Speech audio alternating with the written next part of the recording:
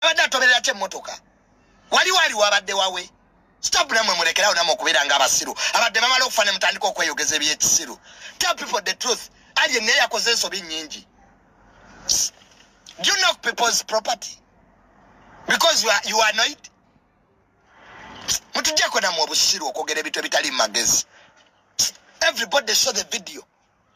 There is destruction of property. There is use of firearms. And you're just here talking nonsense. Kati siyaba amukubya amasasi mwandyogedde ki? Don't be stupid. Say the truth.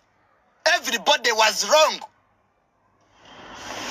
Mwagala tujjano mutuwane ebikyamu. I'm not that blunt. We saw destruction of property. Use of firearms. You think it is funny? It's not funny. It's not fun at all. You want to hide the truth. You want to mwagala okulimbalimba ensi. Olowooza tetwabirabye.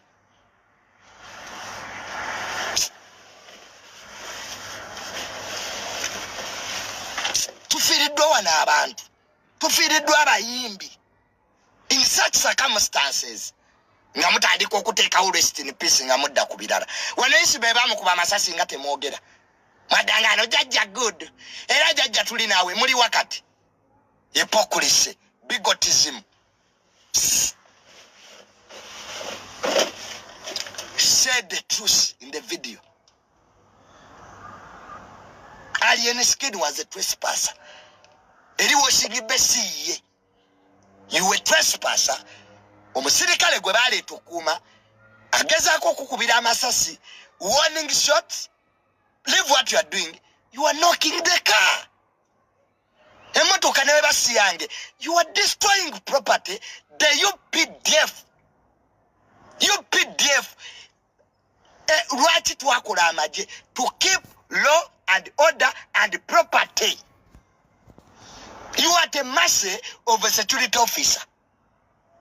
And you think it is funny? It's funny. It's no longer funny. And we are tired. It's not fun at all. Temutufula basiru namwe. Mwatufula basiru tetutegeera tetulaba. Mwaba tutegeerera. In any video, when there is gunshots or bakwa amasasi, it means there is something fundamentally wrong.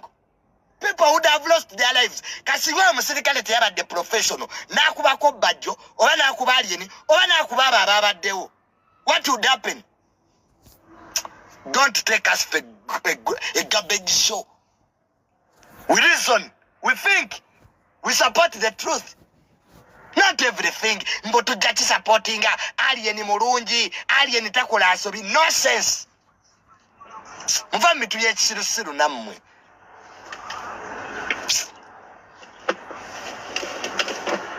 Alien aganyo kitegeera that his enemies bagezo okumusinga. Babugenda mukozesa ensobi ejo. And I want to tell you this authoritatively. Alien Skin bw'atakkakkana n'ava kwaba abantu n'akola ebibye is going to lose his life. That's it. You can't test God 3 times. If you think it is funny, it's funny. What is church the funny mu video? What's not everything is self-explanatory. Alien Skin and Bajo had disagreement somewhere. Ndoza basookedde walala gye tutaabadde. Then ne bajja ku washing bay ya Bajo. It's not a public place. Let us see the restaurant. Singa beekubidde ku papazi ewa misaki oba singa beesanze kwa kashiya bonna tebanditaking the blame, but this one is a trespasser. And the security officer is professional enough not to kill anybody. And we are just here. Hey, you know, bamu settings. Olaba junior, abo bukodyo, the wali bukodyo one. It's just common sense. Have common sense. And you think it is funny. It's funny. Emundu bagisekeramu. It's funny. After people being shot, then you come with your rest in peace. Instead of telling people the truth in their faces, that this time you are wrong. Not to be. First of all, Alien Skin yabadde trespasser. Waliwe yabadde azze wa Bajjo is a trespasser. Mulutalo luno, Alien Skin was a trespasser. Era siga yasaza abasirikale singa mufu. They are the property. Oba bavudde wane Bajjo, whatever gye bayombedde. Alien Skin was a trespasser. That's the first thing. Eri washing be ya Bajjo. Only trespasser. Now you are destroying property. Oli mukutomera motoka. Oyo musirikale bamuwa omudali. Let them give that security officer oba wa security guard mumuwa omudali. In fact, mumuyingize ne police. Omusajja kube sasi. Atenga toina jogenda mulopa. You were trespasser. Bamuleta kuma washing bay. Govuderi oli trespasser kwa wali siwali yeni. Siwa we wa Bajjo bayiro. You were trespasser osali mbira ku washing bay. Siyo bakatambi kalaga oli mukutomera motoka still etali yo. What do you want security agencies to do? Who has that patience? Really, anya ino obugumikiriza bwe butyo. Oyo omusirikale bamu. A man shoots 4 times. Na kubesasa elisoka. No asikalange ero kyavuga.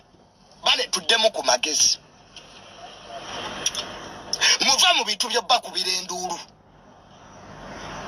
Oli omusirikale akola mulimo gwe. Muva mu bintu by'okunoonya likes ne shares. Mugenda kufa. Oja gendo manyiro omusirikale eriye fujjo lye mukola. Mwe mugenda fa. It's not funny. And I respect that security officer. I respect you, Sikumanyi, but you deserve a medal. Wakozeseza profession. You shot the tire. Wakubye mupira. Esa sirimu. Singa tuli mu birala. Wano tewaliwo aina spare life.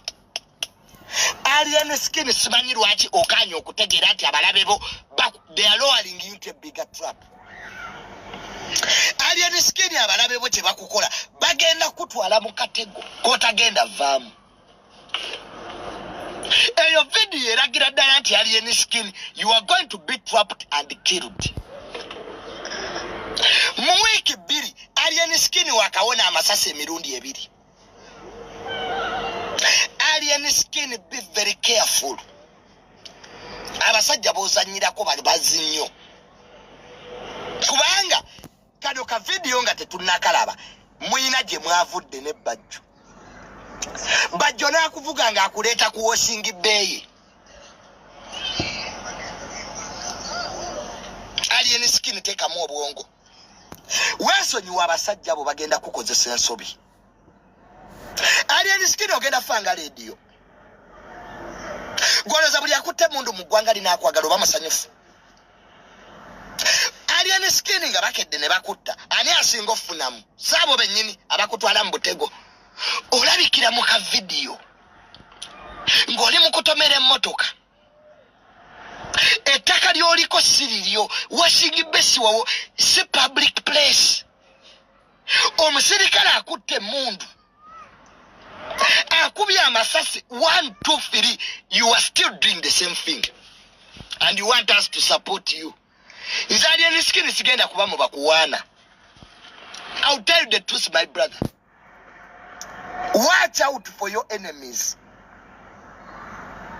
Alien Skin wegendereza abalabe bo. Slowly by slowly you are moving towards death. Nego tonachiraba. They are provoking you to be shoot. Bajja kukube sasi.